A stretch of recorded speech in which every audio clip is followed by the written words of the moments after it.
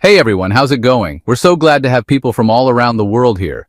If you're new, welcome to the family. Don't forget to like and subscribe.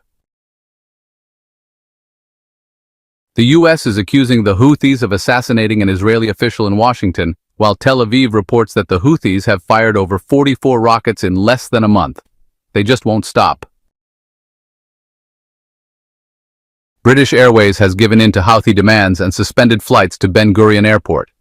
Other international airlines are also continuing to suspend their flights to Tel Aviv due to the ongoing Yemeni attacks.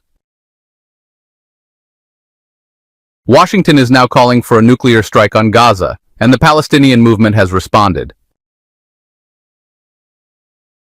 Italy has joined Britain and France in turning against Netanyahu. The head of the Israeli Shin Bet security service called the war in Gaza eternal. Tel Aviv is bombing Lebanon again, and Iran has warned Tel Aviv that any attack will result in a very harsh response. Tel Aviv has told Washington that Iran having nuclear weapons poses an existential threat to Israel. Meanwhile, Tehran insists it will continue enriching uranium and is challenging the United States directly.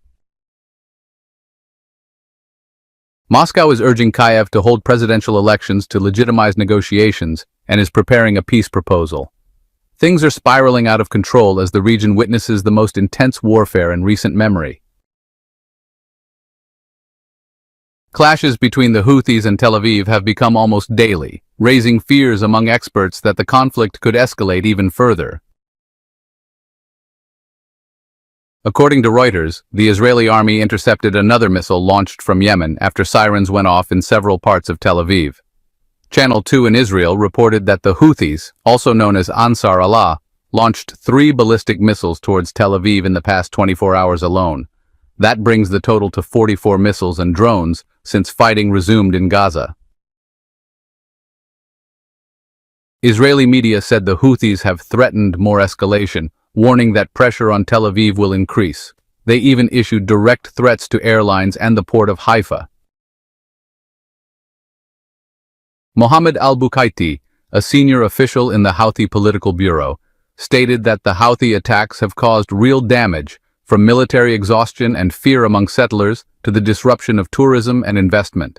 He added that it raised shipping and insurance costs at Eilat port and led to layoffs. He emphasized that their operations are based on careful political and security calculations, and clarified that the Houthis have not requested negotiations with the US, which according to him, lost 22 drones and 2 fighter jets in Yemen.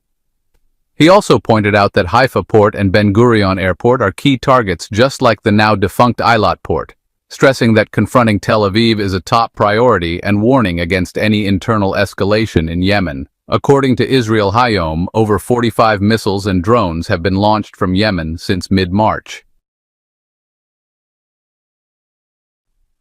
The newspaper described the Houthis as a confusing enemy.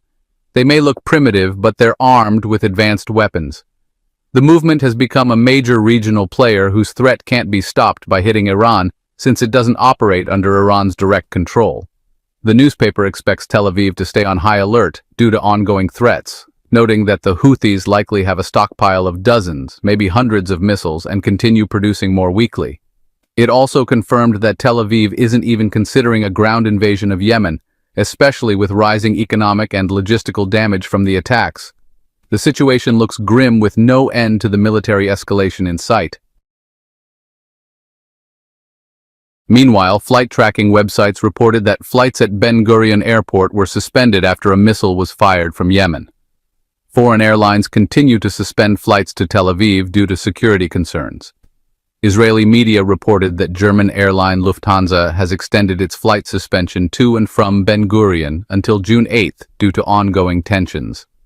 Similarly, Channel 7 reported that British Airways has suspended flights to Tel Aviv until the end of July, citing the BBC. An Israeli diplomat named Yaron Lashinsky and his colleague Sarah Milgram were killed in a shooting outside the Jewish Museum in Washington, D.C. The attacker, identified as Elias Rodriguez, reportedly shouted, "Free Palestine," during the assault, according to American media. The incident drew attention to a social media post Lashinsky made just days before he was assassinated. In it, he quoted Israeli Defense Minister Israel Katz threatening to kill Houthi leader Abdul Malik al-Houthi, saying, "If the Houthis keep firing missiles at Tel Aviv, they'll face painful strikes. We'll hunt down and eliminate Abdul Malik al-Houthi in Yemen, just like we did with Deif, Sinwar, and Nasrallah." That post went viral after his death, with many linking the threat he made to the fate he met, according to the Washington Post. Back on the Yemeni front, Sputnik reported on the latest developments in Palestine, where U.S. Republican Congressman Ron DeSantis sparked massive controversy by suggesting that Gaza should be nuked, comparing the situation to what the U.S. did to Japan in World War II. He described the Palestinian cause as evil, saying the only solution is total surrender by anyone supporting terrorism. In response, the Palestinian movement condemned his comments, calling them a blatant call for genocide and a crime against humanity. They said his remarks violated international humanitarian law and the Geneva Conventions, and amounted to incitement to use weapons of mass destruction against over 2 million civilians trapped in Gaza, according to their official statement. Meanwhile, the Italian defense minister said the Prime Minister Netanyahu, the Israeli leader, admitted he was wrong for killing thousands of Palestinian civilians. In his statement, he emphasized the need to secure Palestine and give its people a future that guarantees dignity and peace. In a related story, the new head of Israel's Shin Bet security agency, Major General David Zinni, rejected any prisoner swap deals. According to Channel 12, Zinni said during closed-door meetings that he strongly opposes any exchanges, describing the war in Gaza as never-ending. This stance sparked worry and anger among the families of the Palestinian-held detainees, who are now demanding an official explanation. Security sources believe Zinni's position could negatively affect ongoing negotiations to release 58 Israeli detainees held by the Palestinian movement. Meanwhile, the Israeli military refused to comment on the report. From Gaza to the tense Lebanese front, the Israeli army announced it carried out airstrikes on 15 targets linked to Lebanese factions. The strikes hit sites in southern Lebanon and areas east of the Bekaa Valley. Shifting from Beirut to the heated Iran file, Iran's Revolutionary Guard spokesperson Brigadier General Ali Mohammed Naini warned of a devastating and decisive response inside Tel Aviv if Israel attempts any attack. He stressed that Iran's military capabilities have significantly advanced. On the other side, Israel's ambassador in Washington said that Iran acquiring a nuclear bomb would pose an existential threat to Tel Aviv. He warned that it would give Iran's regional allies a nuclear umbrella. Meanwhile, Iranian Foreign Minister Abbas Araghchi announced he'll head to Rome for the 5th round of indirect negotiations with the United States. On X, formerly Twitter, he said reaching a deal is possible, but only if Iran's right to enrich uranium is respected, emphasizing that zero enrichment means no deal. Reuters quoted a U.S. official saying that talks with Iran remain constructive and noted progress between both sides, although some issues still need more work. The official added that the U.S. and Iran have agreed to hold another round of talks soon. From Tehran, we move to the Syrian-American front.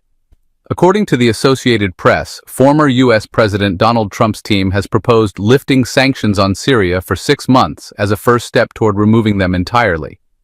The report says this temporary relief is expected to be announced early next week, while some of Trump's advisors are pushing to lift the sanctions with no preconditions. On another note, the Russian president seems to be battling not just Ukraine but all of Europe, which he claims is using Ukraine as a human shield. Russia's ambassador to the UK, Andriy Kelin, said Britain fully supports Zelensky without limits, making him feel untouchable. He added that the UK, along with France and Germany, is fulfilling all his demands and guiding him politically, comparing their role to that of a tour guide in the jungle of international politics. Russian Foreign Minister Sergei Lavrov called on Ukraine to hold immediate elections to establish a legitimate authority capable of signing a peace agreement with Russia. He said the elections would show who truly holds public legitimacy. While the Constitution allows for temporary representation by the Speaker of Parliament, Lavrov said it would be better to return to the ballot box. In this context, U.S. officials, including Steve Wotkow, pointed out how difficult it would be for Kyiv to recognize the newly annexed Russian territories. Meanwhile, Elon Musk stated that Zelensky can't claim to represent the people while suppressing freedoms and blocking elections, according to Reuters. Thanks a lot for watching. Let us know what you think in the comments. And don't forget to subscribe and hit the notification bell. Here at S News, we're committed to bringing you honest and traditional reporting.